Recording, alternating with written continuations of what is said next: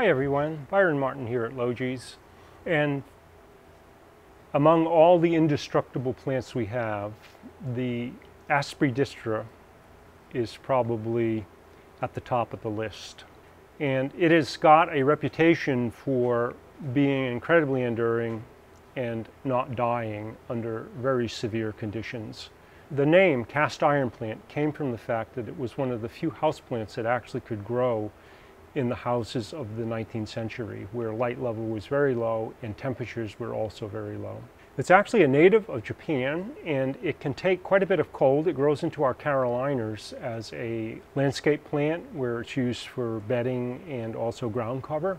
And it can take freezes, obviously, well down into the low 20s, even into the teens, and still come out in the spring and survive.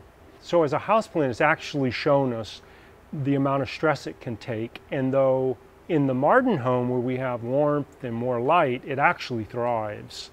And yes, it's not necessarily the most exciting plant. This is one right in front of us here with its long green leaves and tall stems, but we do have a variegated form of this. This is Aspidistra elatior variegata, and it is really a beauty. For those of us that really love variegated plants, and I'm one of them, this is something that is well worth adding to your collection. It's fairly stable. I don't believe it has ever been put into tissue culture where it's been mass produced, and may not be able to, only because that meristem at its growth point really doesn't have a stable variegation to it. You can see how it's banded one in the other, and some leaves are greener than others, and some actually have more white and variegation in them. As far as the culture goes, it can take it dry, it can take it wet. It can take it below freezing, and it can take it very warm. It can take very low light, as it means in the corner of a room or across a room from a window. It may not grow, but it'll sit there and survive for a long time. And it doesn't really have any insects or disease problems. The problems with root rot are not present. It's just the roots are as healthy as can be no matter what happens to it.